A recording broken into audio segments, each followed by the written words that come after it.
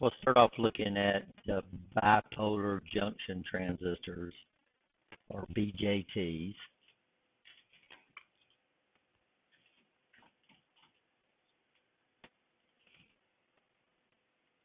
Does everybody know how a water valve works? So what do we do with a water valve? Sometimes that's one thing we can do. We can turn it on or we can turn it off, but we can adjust the flow of the water. If you understand this, then you understand transistors. What transistors do is we use those to adjust the flow of current, but we do it electrically instead of manually. So right now I have to come up here and turn this valve to turn the water on and turn the water off. My ice maker on my refrigerator, I don't have to do that, because that water valve is controlled electrically, right? You understand, the control of the flow of water. But transistors are always controlled electrically, but they adjust the flow of the current. Transistors are electrically controlled current valves. We have two categories. The first one we're going to look at is called the bipolar junction transistor, or the BJT. And then the second one is called a field effect transistor, which we call a FET. And we'll look at the characteristics of both. Basically, the bipolar transistor operates a lot faster than an FET, but it consumes more power. An FET operates a lot slower than a BJT, but it consumes a lot less power. So that's just generalized characteristics. Constructed of 3 doped semiconductor regions, and there's a really good picture on page 217 in your text. It shows us the 3 regions. So what we end up with is 2 junctions. So the primary numbers for transistors, even FETs, don't have junctions. They usually start off with, so normally diodes start off with 1 N. The generic start off for number in transistors is 2 N. Ain't that hard to don't understand why, right? Because it started off with what? 2 junctions. So we're dealing with we dealt with the 2N914, the 1N914. We dealt with the 1N4700 series, which was our Zeners, and then the 1N4000 series, which was our rectifier diodes, right? The transistors we're primarily going to be dealing with is the 2N3904 and a 2N3906. So we'll look at all different types of transistors, but these are the 2 we're going to predominantly use in our lab, and we'll look at the data sheet on these and figure out how they work. So what we have is we have 3 regions, and I'm sure it's on the next slide. And we're either going to do 2 things. We're going to put 2 N's out here, and in the center we're going to put a P, or we're going to come over here and put 2 P's on the outside, and in this little center right here we're going to put an N.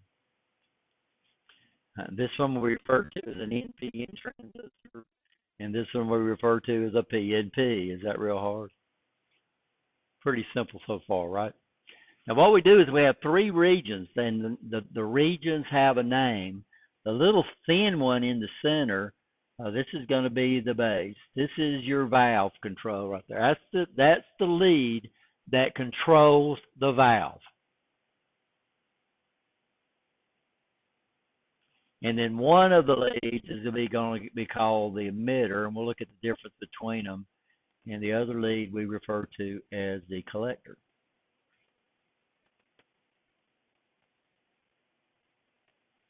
So these guys are going to have 3 leads coming out. Somewhere they're going to have 3 leads coming out of them. One of them's going to be the base lead, one of them's going to be the collector lead, and one of them's going to be the emitter lead. Now this is the same thing applies to the PNP. And so it don't change. The only thing that changes is the way we bias them. And what's the term bias? We've already talked about that in electricity or electronics. What does that term mean? So we use it in diodes. We call it forward bias and reverse bias. But we need to understand what bias means to understand semiconductors. Anybody know what bias means? We've talked about it before. Huh? Yeah, but that saying forward bias and reverse bias, that'd be like saying turn left and turn right, and I don't know what left and right is. So until I know what left is, say turning left means nothing to me, right? Or go forward or go backwards. If I don't understand what forward and backwards means, it means nothing. So saying forward bias really don't mean anything unless you understand what bias is. So y'all remember our definition. That's a great test question. Bias is a DC voltage that we apply to semiconductors to determine their operating characteristics. So the forward bias, a diode, I have to make the cathode negative in respect to the anode positive. And that's DC, right? You understand? That's not AC. It's just that AC constantly flips it around, right? So one thing is going to be forward biased, and the other is going to be reverse biased. But the diode is seeing those as DC voltages. Y'all understand that? So what's bias? That's a great test question. What is bias? That's a DC voltage that we're going to apply to a semiconductor device to establish or set its operating characteristics. So we're going to have to bias this thing to make it work. So the valve does not work just because we put water on it, right? You understand?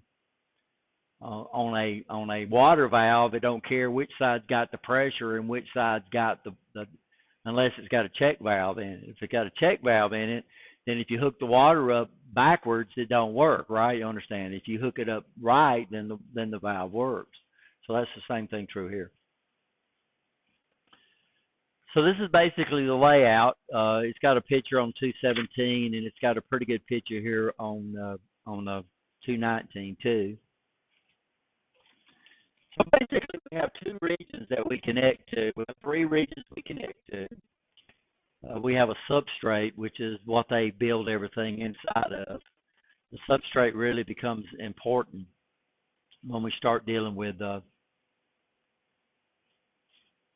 FETs, and bipolar transistors is just something that you build the transistor on. It's going to be a semiconductor, but it's not a P semiconductor and it's not an N semiconductor. It's just a semiconductor that they diffuse these different portions in there. So we have the collector, we have the emitter, and we have the base. And what sits in the main control for the valve? So this is the main control right here. That's the valve right there. And of course, I could draw it the other way, or I could draw it this way to make it difference.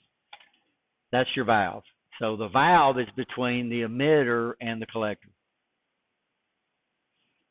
We control the size of the valve with the base.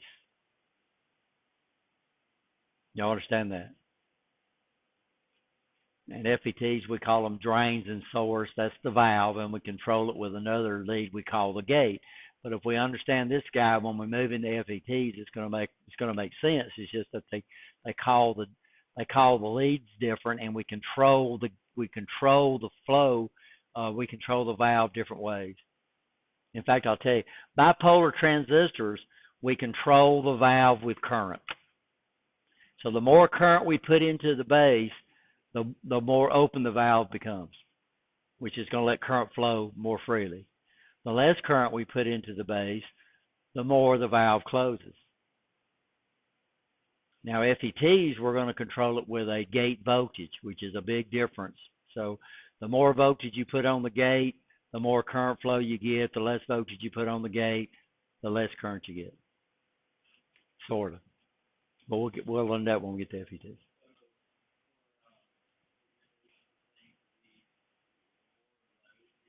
No, we're talking about a current valve. That's like talking about how much water you drink. It has nothing to do with how fast you turn on the water. We're talking about current. We're talking about controlling current, which has nothing to do with the load. The load might determine how much, or we can vary this thing like we would a rheostat. So basically, this is what a transistor basically acts like, this guy right here. But instead of coming up here and turning a knob, we're going to control this thing electrically. So we're not talking about the bigger the load. We're talking about how much current we can let flow through this, right? Does that make sense? So, of course, if I come up here and put a load in series with this, it's the guy that's doing the work, but I'm controlling the bottom one, and we'll look at some of those. We can operate these things in 3 regions that we'll look at.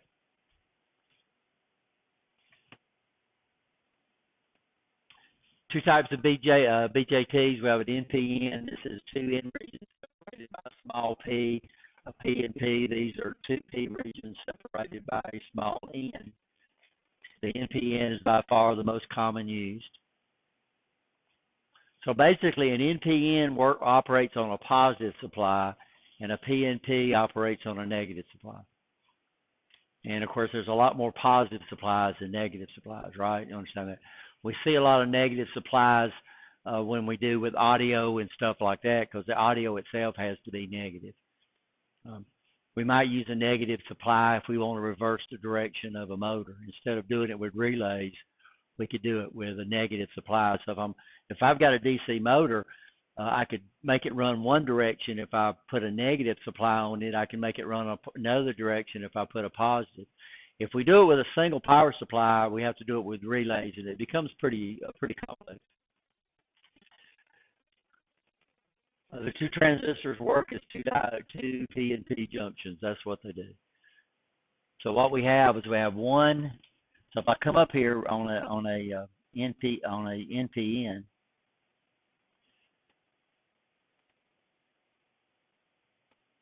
so I've got a PN junction right there, right? And then I got a PN junction right here. And then we got a base coming in here controlling both the junctions. So this guy cannot forward bias that diode, right? You understand? This guy cannot forward bias that diode, but I can put a polarity on the base that does, which is pretty interesting. Are we okay? So that's not how it works. I can't make this out of 2 diodes. But the emitter is heavily doped, the base is lightly doped, and the collector is moderately doped. So the emitter's got a lot of majority carriers in there. So if it's a P material, it's got a lot of holes looking for electrons. If it's an N material, it's got a lot of electrons looking for holes. The base has, if it's a P base, it's got a very few holes. So it's lightly doped. The collector is in between. Y'all understand that? The PN junction joining the base to the base region to the emitter region, we call this the base emitter junction. The PN junction joining the base region to the collector region is called the base to collector junction. We don't have a junction between the collector and the emitter. So we need to understand this, because just to talk about these transistors. So when we say this junction has to be forward bias, this junction has to be reverse bias, now we understand. Okay? Everybody okay? So here's our 2 symbols. And what we're doing is we're looking at the emitter. So the emitter has the arrow on it, the arrowhead on it. We got one where the arrowhead is pointing in, and we got the other one where the arrowhead is not pointing in. I'm not going to say pointing out, I'm saying not pointing in. And if you understand that, you know the symbols now. So the one that is not pointing in is an NPN. The one that is pointing in is a PNP. So this one is not pointing in, so this is an NPN. This is pointing in, so it's a PNP.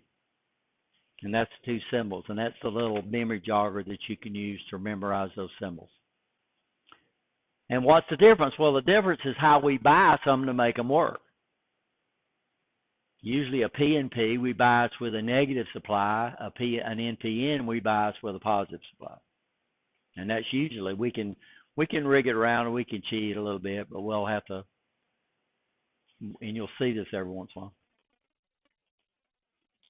In order for the transistor to operate properly, two PN junctions must be supplied with external DC biases or voltages that we call bias.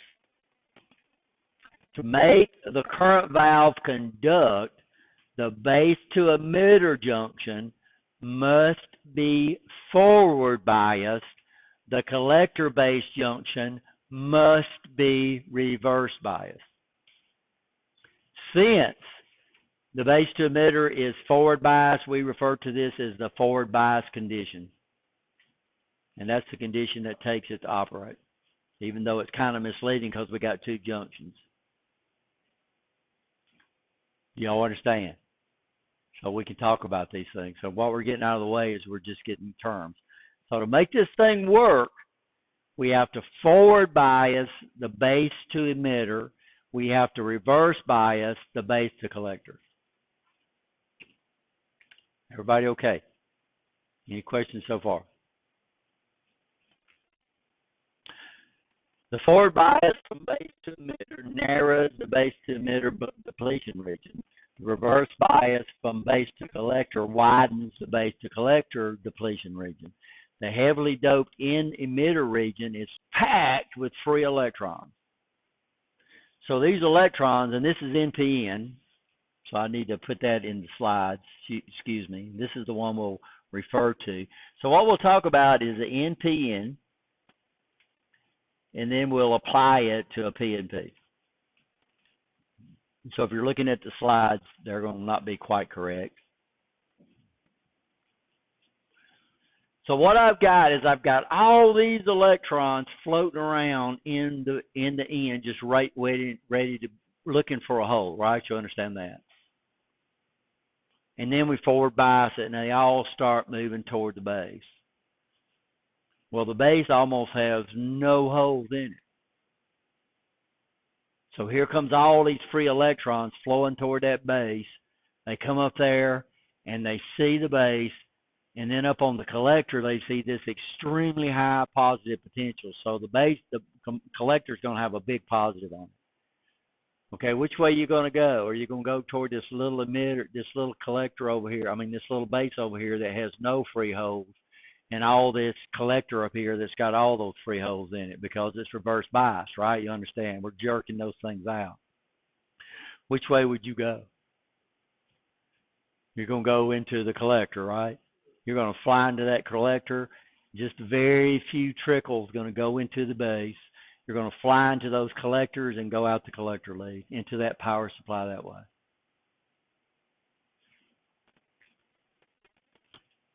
So here we go. So what I've got is, let's do this.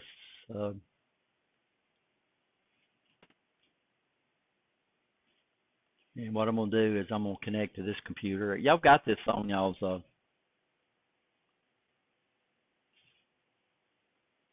it's an application called Electronic Workbench. And unfortunately, it won't run under Windows 7. But it will run under Windows XP.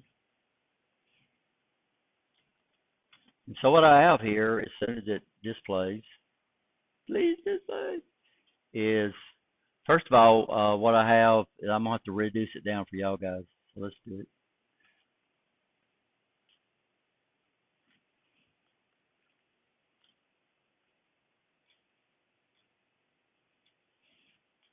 I can't, let me go here.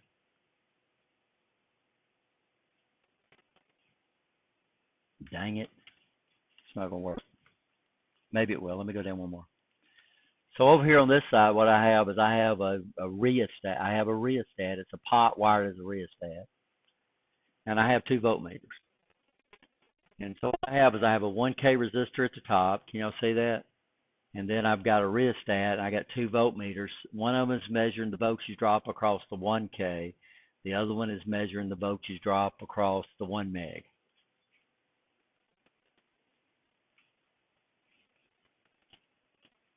So This is not gonna work. Hey.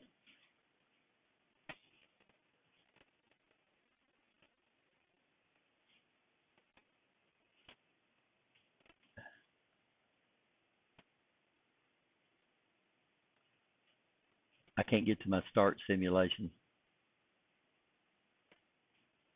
which is supposed to be up here on this side of the display.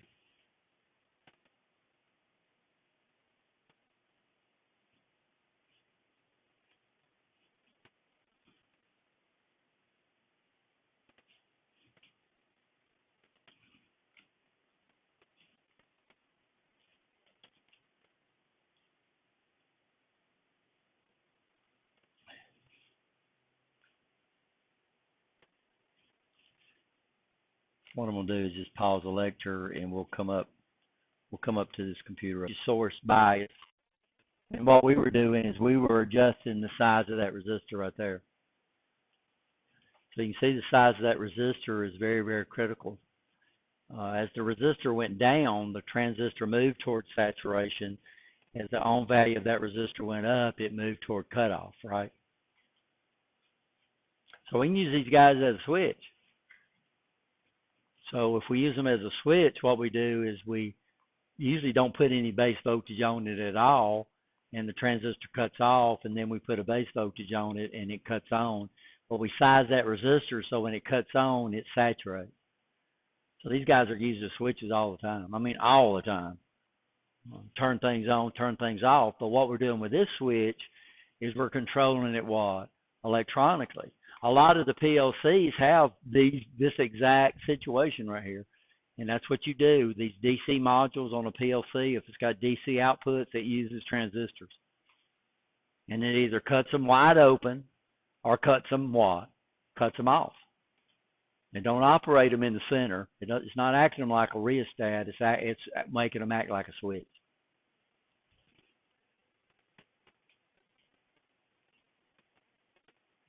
The base region is, oh, already looked at that. So the base current, the base region is lightly doped and very narrow, so that it has a very limited number of holes. This is for an NPN. We could take this same sentence and flop it around for the PNP, right? You understand? Only a small percentage of the electrons flowing through the base emitter junction can combine with holes in the base. But they're looking at that big old polarity. You got two ways you can go, right? You're in a little electron.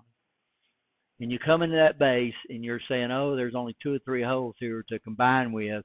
And then you see all these holes up here in that, up there in the collector, right? You understand? Sitting up there being jerked, got that big old nice potential up there. And so 99.9% of the electrons enter the base flow through the collector. So what we're doing is, but to get it flowing in the first place, we had to forward bias the base current, base. And the more I put the base on it, the more base current we get, which jerks more free electrons into the base region, and they're just sucked right on up through the watt, up through the collector.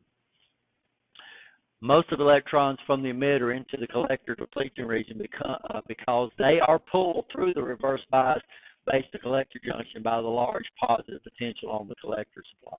The electrons are pulled through the reverse bias base to that's the same thing. I don't know why it's in there. So which current is the highest in the transistor? So we got 3 currents. We got base current, we got emitter current, and we got collector current. Which is the biggest? So the electrons are entering the emitter. When they get to the junction, they got 2 ways they can go. They can either go to the base or they can go to the collector. Some of them's got to go to the what? Base. The rest of them go to the what? Collector. So we have a little formula, you know, that we're going to look at. Very simple. IE, what do you think IE stands for? Emitter current equals to IB plus IC. So emitter current and collector current will never be the same unless the transistor shorted. If the transistor shorts base to emitter to collector, then they will be the same. But that's bad, right? If it shorts emitter to collector, then we've lost control of the transistor. And transistors will short, guys. They will short. So what's the highest current in the transistor? Emitter current. What's next? Collector, and what's least? Base. And this is what this little diagram is showing. This is a really good one. It didn't come out of y'all's book. It came out of a Floyd book. It's copyrighted by Prince Hall. And that's what we're talking about. You got one way to go. You got two ways, excuse me. That current entering the emitter has got two ways to go. Either you go to the base or go to the collector. So just a little bit goes to the what? Base. But the base current is what's controlling this thing. Until we got base current, the transistor was cut off. When I start increasing the base current, not the base voltage, when I start increasing the base current, then the emitter current goes up. And if the emitter current goes up, what other current goes up? The collector current. But we're inputting over here, so this is our input right here. And this is our out. Depends on where you take it off. We can either use the current up here to do something with, or we can use the current down there, and we'll look at this. For all practical purposes, we're going to say this. We're going to say IE is approximately equal. These are they're not. I'll never say they are equal, but they're so close that most of the time, if we know IE, we'll just use that for IC. Even though we know they're not the same, they're so dang close that all your calculations are going to work out good. Okay, so there's our two symbols. We look at this guy, we look at the symbol, we look at the what? We look at the arrow. Then I say, is this pointing in or not pointing in? So as soon as I say in, that's the emitter, then I would say what? Over here, is this pointing in or not pointing in? So this is a PNP. So what I could do, I could take that same thing that I did on for the NPN. I could turn the two batteries around and put a PNP in there, and it'd work exactly the same. But I'd have to reverse both batteries, right? A small base current can control a large collector current. Kirchhoff's current law says that the total current entering a junction must be equal to the total current leaving the junction. Therefore, the sum of the collector current and the base current equals to the emitter current. Are we okay? So these are on y'all's formula sheet. Since IB is so small, so there's your transpose. So IE is equal to IB plus IC. So IC would be equal to IE minus IB, and IB would be equal to IE minus IC. Since IB is so small, IC and IE are approximately equal to each other. And I look at the electronic basic transistor on electronic workbench, but we've done that. And when I bring it up off that computer, I can't see. When Windows 7 first came out, they had a virtual 86 mode, which they stopped supporting, which was really neat. So because you could run Windows XP applications on a Windows 7 computer, but they stopped supporting it. When they stopped supporting, when they totally stopped supporting Windows XP, they stopped supporting virtual 86 mode too. Virtual XP mode, I'm sorry. Here we go. We can operate the transistor in 3 regions. I hope the book talks about this. This is very, very important. We can operate it in what we call saturation. When we saturate the transistor acts like a closed switch. Now, a closed switch drops how much volts? None. A transistor will always drop something. So even when it's saturated, it will drop some voltage, but we're looking at less than a volt. So normally if the transistor drops less than a volt, we consider it to be saturated. And your data sheets will give you the saturated voltage drop of the transistor. That's one of the specifications. Cutoff, the transistor acts like an open switch. But there is a leakage current through there, right? It's just that it's too small for us to measure. Then we have what we call the active region. In the active region, the transistor acts as a rheostat. So in stereos, we're going to use this sucker like this, right? You understand this. In digital, which while we're dealing with, if I want to turn something on or I want to turn it off, we're going to operate it in either saturation or cutoff. So if you operate like a switch, if you operate in saturation all the time, you might as well use a piece of wire, right? You understand? If you're operating in cutoff all the time, you might as well just not connect your circuit up. So normally, when we operate this thing as a switch, we operate it between cutoff and saturation. And man, we do this all the time. I mean, all the time. So used to, when you turn stuff on, you went over there and you had an on-off switch. We don't have on-off switches anymore. Just about every bit of our electronic devices go between standby and on. So what do you do when you go up there and hit that little old button? Odds are you're firing up a transistor, right, and turning everything on with that.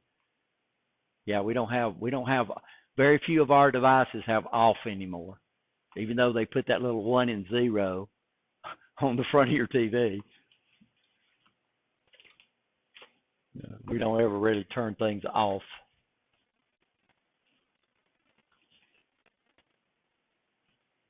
Okay, so we're talking about the parameters. Let's see what the book talks about. Voltage in a transistor, we've already looked at. Then the transistor operating characteristic curve, which we're going to start looking at right now. This starts on page 222 in the textbook.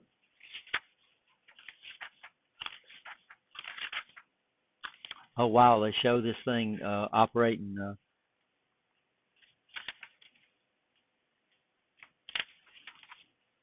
So look on page 227. So this is what we would do right here. And I need to bring this up on my camera since we got a couple people not here. So what we're doing is we're looking at this circuit right here. This is real life. So what do we got here? Yeah, we got a photo cell, right? And what's it doing? It's running into a transistor, and then the transistor is turning on a light bulb. So this is the way we work these things, right? You understand? So what we do is normally we take the photo cell, use a resistor, sorry, that's my camera, and then get current out of it because these guys can't cut very much current. In fact, the other day when I was trying to turn on that light bulb, I had to be real careful because the thermistor started conducting current and it got hot, right? And it senses temperature, so it was sensing itself. I can do this with my thermistor and use the transistor to turn on the light, right? Understand? And we'd have no problem at all. That thermistor wouldn't get hot at all because look, the transistor we had out there had a gain of what we call 100, which we're fixing to get into right now. So first thing we're going to look at is something called DC beta. When a transistor is operating in the active region, the collector current is proportional to the base current. So beta has nothing to do with the emitter current.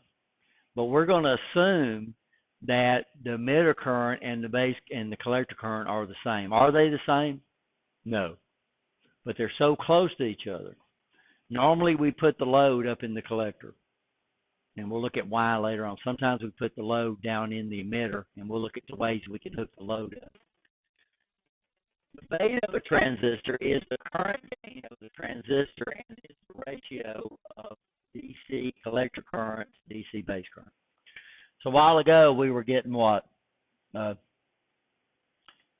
if we was going to calculate the beta a while ago, I was getting 100 milliamps out, and I was putting 1 milliamp in.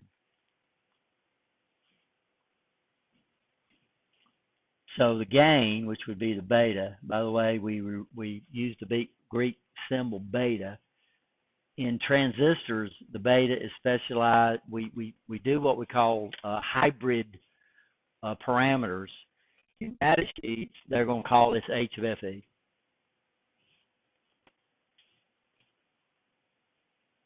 So when we're going to look for the beta of a transistor and we're looking at the data sheets, we're looking for H of FE. And these are called the hybrid parameters, and we'll look at why.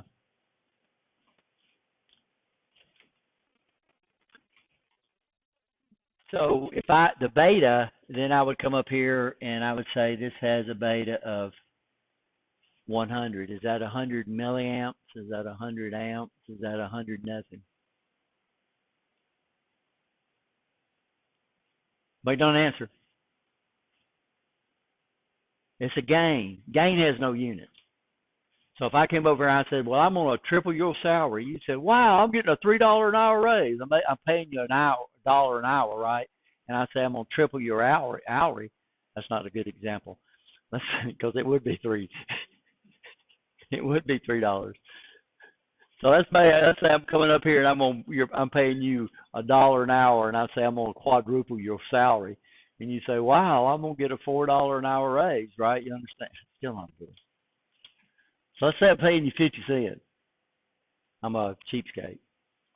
And I tell you I'm going to triple your salary. You don't come up and say, well, I'm going to get $3 an hour, right? You understand? Or I'm going to get 150 cents, right? You understand? Or 3 cents. Or you don't come up and say I'm going to get a 3-cent raise. So gains have no unit. We always calculate gain. It's always calculated with out over in, and it has no unit. In sound, we use something called dB, but dB is not a unit. dB is like engineer notation. So when I say milli, that would be like saying 10 dB. So dB is kind of like milli, right? You understand that? So it's just a way we can represent very large numbers and very short and very small numbers with few digits. So, I might say I've got a 10 dB gain. The preacher this Sunday was talking about, in the Bible it says if one person prays, it's like 1,000 voices. If 2 people pray, it's like 10,000 voices. And the first thing that popped in my mind was 3 dB, 4 dB. Or I'm sorry, 30 dB and 40 dB. So he went from 30 dB to 40 dB. So what we do to calculate this is we take IC, what IC we get, and then we divide that by IB, and that would give me a number, which would give me the gain. So if I know the gain, so if I know that transistor had a gain of 100, now I can take that. So beta is equal to what? IC over IB. And then we can do that magic thing that we learned how to do in Intro to Engineering, where I'd say beta is equal to IC over IB. Now if I need IB, what would IB be equal to? So if I measure IC, what would IB be equal to? Well, I come over and I say, well, IB would be equal to IC over beta. Or if I know IB, what would IC be equal to? Well, IC would be equal to IB times beta. But beta is just a number. Beta is just a multiplier or a divider, right? You understand? It's the gain. And how do we calculate gain? Gain is, no matter what type of gain we got, it is always what? Out over in. So if I want to calculate the power gain, how would I calculate that? Power out over power in. If I wanted to calculate a voltage gain, it would be what? V out over V in. The current gain is I out over I in. Is here we consider the output current to be the collector current. So when we get into the data sheets, we're going to look for H of FE. Everybody okay? H sub FE. That's why we say that. H sub FE. Here's our beta formulas. Beta is calculated. So beta is given in your data sheets. But we're not going to be looking for beta. Books teach beta. Data sheets use 8 sub FE.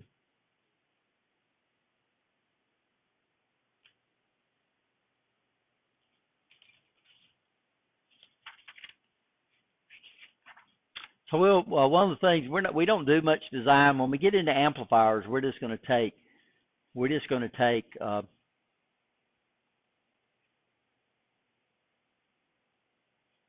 when we get into amplifiers, we're not going to try to get into design of amplifiers at all. But we will show you how to design a switch, a transistor switch, and you'll use those more.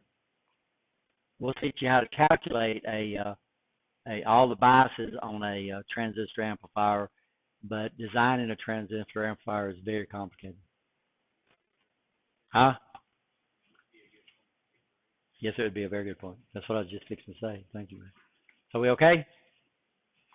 Okay, Wesley has determined it's a good time to take a break. I was fixing to give you one. Ratio between the watt, the beta is the ratio between the base current and the collector current. So when we look at data sheets, let's go ahead and fire up. Let's go ahead and get on Blackboard since I'm already there. Go to this class. And are y'all logged in? And let's look at the data sheet for the 2N3904, which is a NPN transistor.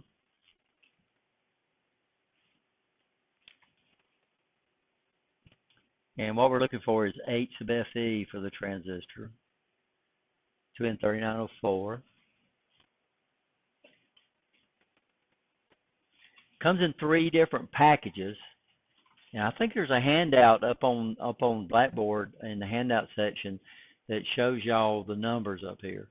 TO was the original number that they gave for transistor outlines, and basically it's like part numbers.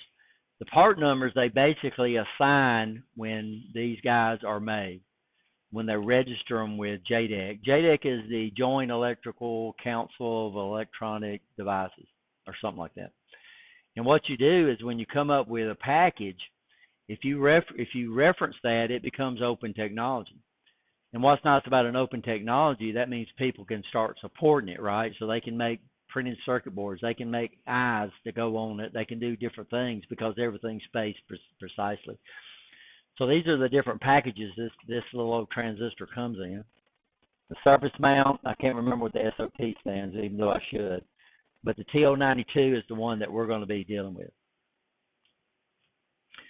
And what we're looking for is absolute maximum ratings. What is absolute maximum ratings? We talked about this on our diodes.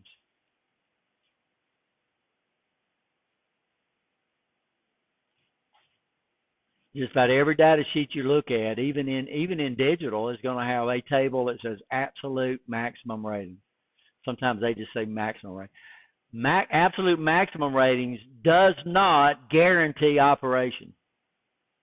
Absolute maximum ratings means if you stay within these ratings, the device will not be damaged.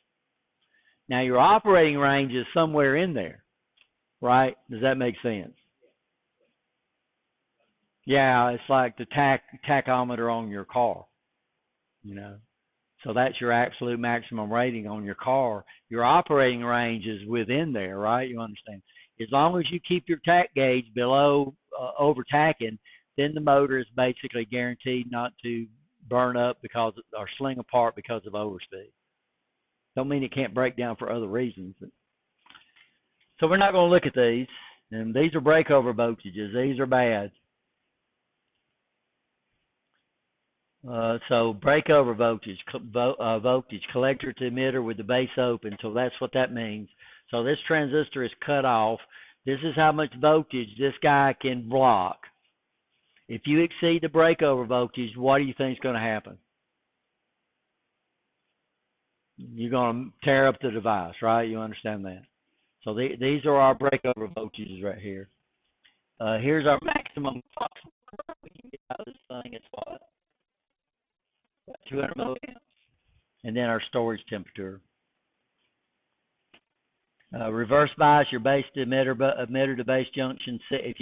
If you reverse bias the base to emitter junction by more than 6 volts, you're going to screw the transistor up. So the breakover voltage on the base to emitters.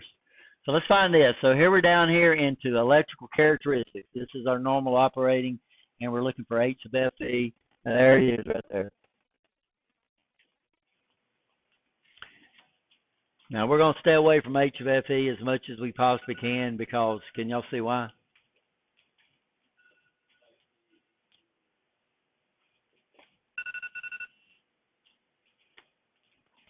All I know is the beta on this transistor is going to be somewhere between 30 and 300. That's all I know. And that's a pretty big range, right? That's like you find in my house and I say, well, it's somewhere between Tuscaloosa and Birmingham. Okay, right. So beta we're not going to use often, but it's just because it's all over the place. Beta varies with temperature. Temperature goes up, beta goes up. Temperature goes down, beta goes down. Beta varies with collector current. So beta is a really neat thing to add. Now, once we establish a beta of a circuit, it's going to be the beta of a circuit. But using this to design a transistor circuit is basically useless. Because why? It's all over the place. What's the maximum we can possibly have? What's the minimum we can have? So that's pretty. We're going to use this to design a saturated switch. And what we'll use this guy right here. Which one of all these, which one of them is guaranteed? At least what? Huh? Yeah, 30 is guaranteed. You're going to get at least 30. In every worst case scenario, if it's good, you're going to get at least 30. The 300 is not guaranteed, but the 30 is. So when we design a switch, we're going to design it around a beta of a 30, and we'll be okay. So we'll look at the rest of this stuff later on. It's going to become important, but these are pretty obvious. What are these? These are your breakover voltages, and that's just like the breakover voltage on a diode. It's bad, right? So if you try to make this thing block over 40 volts when you turn this transistor off, you got problems. Right? If you put between 60 volts between the collector and the base, you got problems. That's a reverse bias junction. That's a reverse breakover voltage. If you put more than 6 volts, a reverse bias 6 volts on the emitter, on the base, and between the base and the emitter, this guy could break over. And if a transistor breaks over, something's going to happen to it, right? Now, what's the 3 things that can happen to solid state? They can open, they can short, or they can become leaky. We don't control them like they're supposed to control. They don't do what they're supposed to do. They do something, but they don't do what they're supposed to do. So that's the big thing, guys, between transistors when you choose a transistor, is these guys right here, and of course the gain and some other things, and some stuff down here too. Oops. I must have shut my PowerPoint out. We have another thing called alpha. Alpha is IC over IE. The data sheets do not give you alpha, they give you the beta. They do not give you the alpha because alpha is calculated like this. So if I know the beta, the alpha is always less than 1. Can y'all see why? And we'll look at it later on. These are on your formula sheets, by the way, aren't they? God, I hope so. So it should have DC alpha on there somewhere. IB beta over IB plus 1. Because remember your emitter current. So here we're dealing with the emitter current relative to the collector current. Which one's the biggest?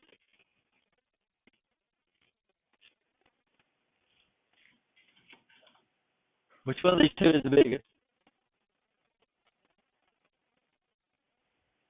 Huh? Which one's the biggest current flow? What's the highest current flow in the transistor? Emitter. Emitter current is the best. Y'all got, and we can draw this. So here's our main current flow right here. So we drew these two batteries. If we go back to this source, if we go back to this slide right here,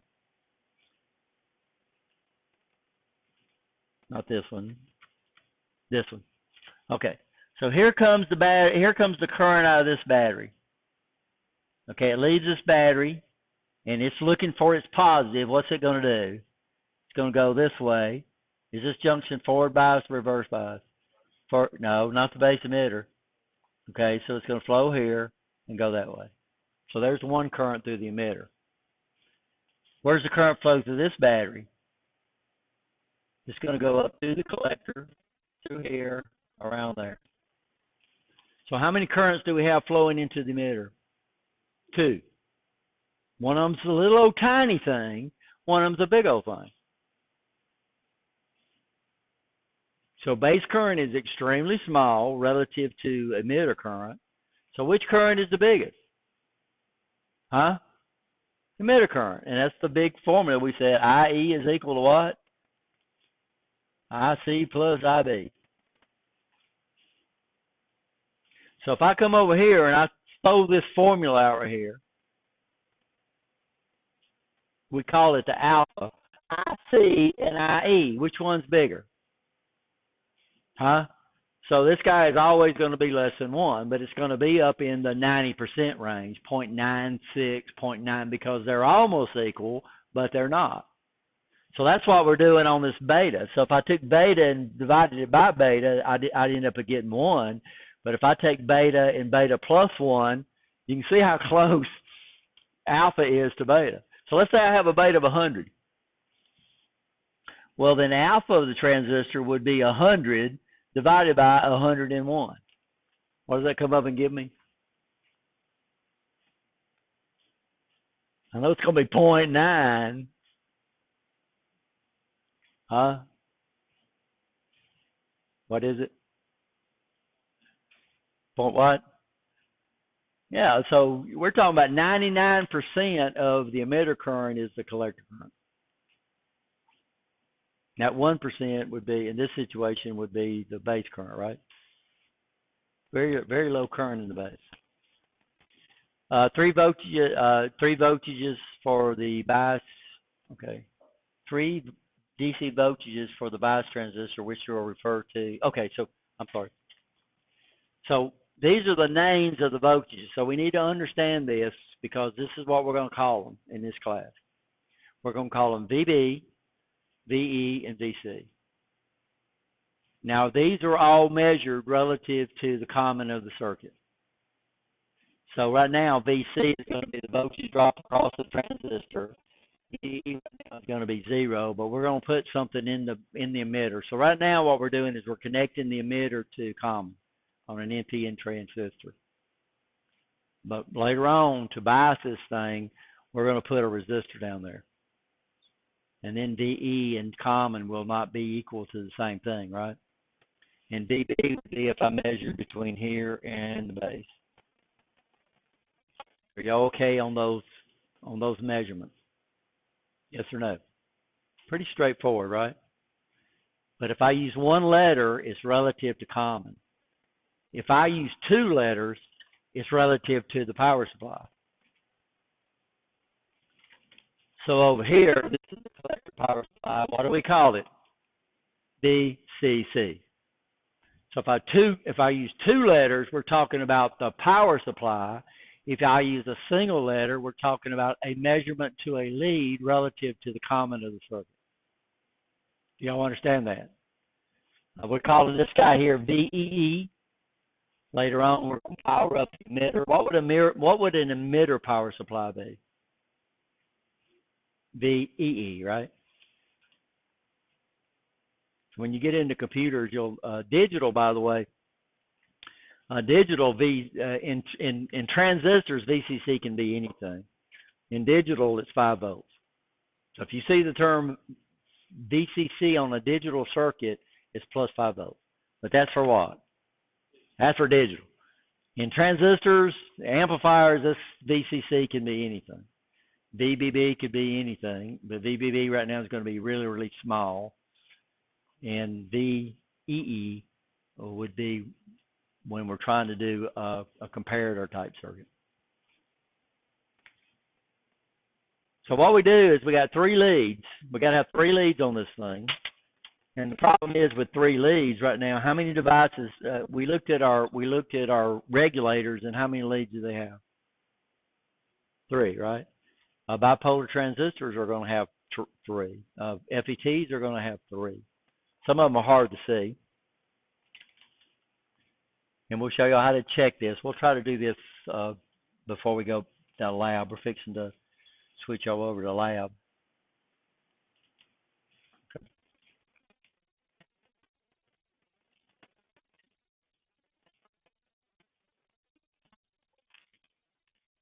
So what does this cover here?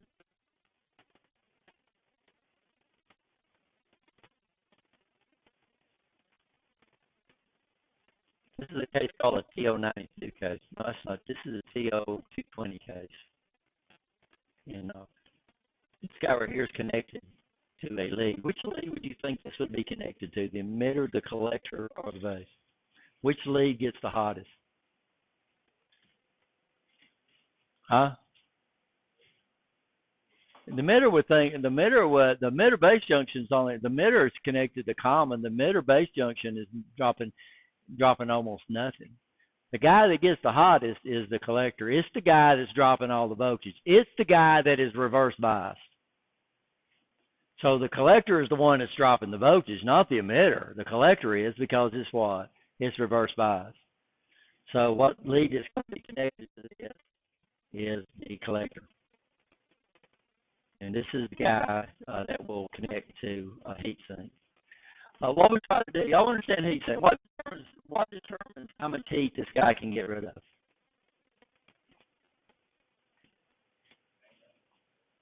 Yeah, that's exactly right. What it's made up and what is the surface area. And it pretty much follows what conducts electricity the best, conducts heat the best. So copper is an extremely good heat sink. Gold would be, silver would be an extremely good heat sink. We use a lot of aluminum. You know why? Cheap. Yeah, aluminum is a good heat sink. So we have to, and what else do you say, Will? Now, what I'm trying to do with this guy, I'm trying to make this guy as small as I possibly can. So what we do is we have some devices that we don't run without heat sinks. So the device itself is small, and then we'll attach it to a heat sink. Sometimes we just attach it to a metal surface. So if you look at some power supplies and you look at the back, it's actually hooked up to the nice chunk of metal that's actually the case itself. Then we use what we call heat sinks, and what we do is we try to get a bunch of surface area. So what they do to get a bunch of surface area is they come up here and fin the thing. So the heat sink would be finned. So if we looked at it from the side, it would look like this.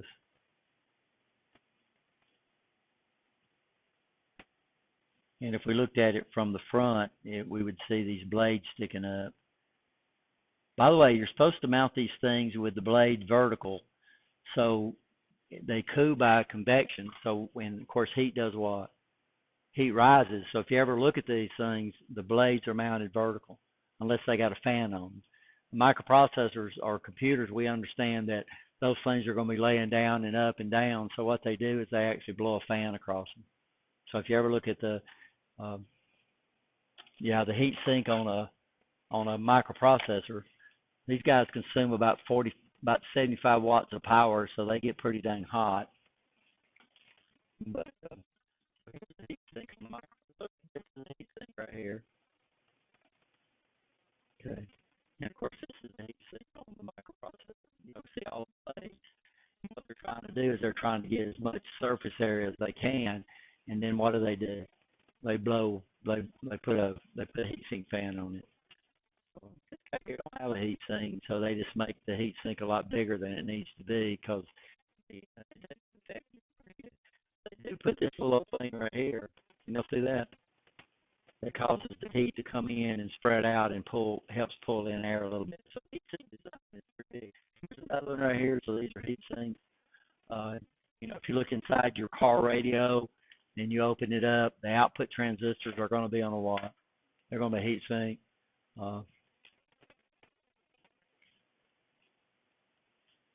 And you have to put a special compound on there. I'll show you all that too.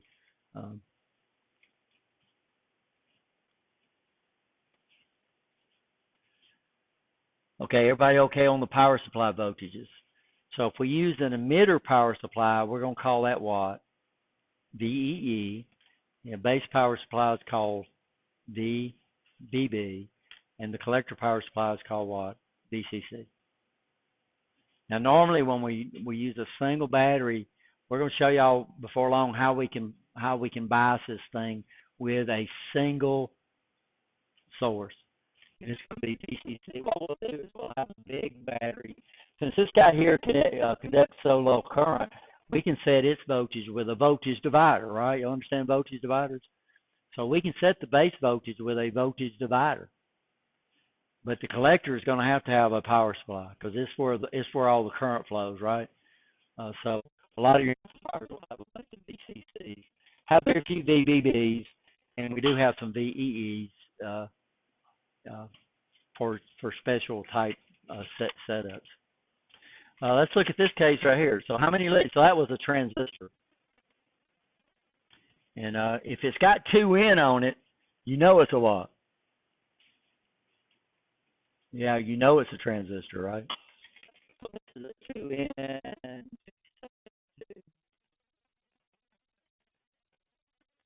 it looks like it's only got 2 leads. What do you think the third lead is? The shell. Yeah, so the shell is the collector, right? So this guy here's got 3 leads, but on these guys, they're used by your high power transistors, and what they do is they're usually mounted on heat sink, and then the collector is the metal is actually the collector. Okay. So what we'll do is I'll show you how we check it. What do you think we check these things with? Of course, we can't check the beta. Some of your better transistors, some of your better meters has a transistor checker on it, which will actually show you the beta of the transistor, which is okay, but that's going to be the beta at a certain temperature. So beta varies with temperature. If the temperature goes up, beta goes up. If the temperature goes down, beta goes down. So man, we're really going to have to do something to keep these things from going into what we call thermal runaway. We'll make them go into thermal runaway. To generically check these things, we check them with our diode scale on our ohm meter. So what I'm going to do is I'm going to pause this thing and we'll show you how to check them. And we can determine what type of transistor it is with our ohm meter.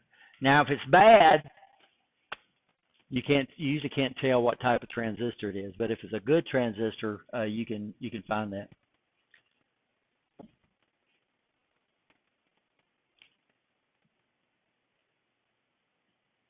And the problem with this is,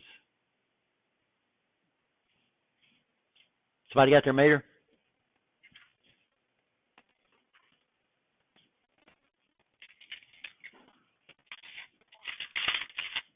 And I want to show y'all this motherboard. These guys here can come in all different types of shapes and sizes.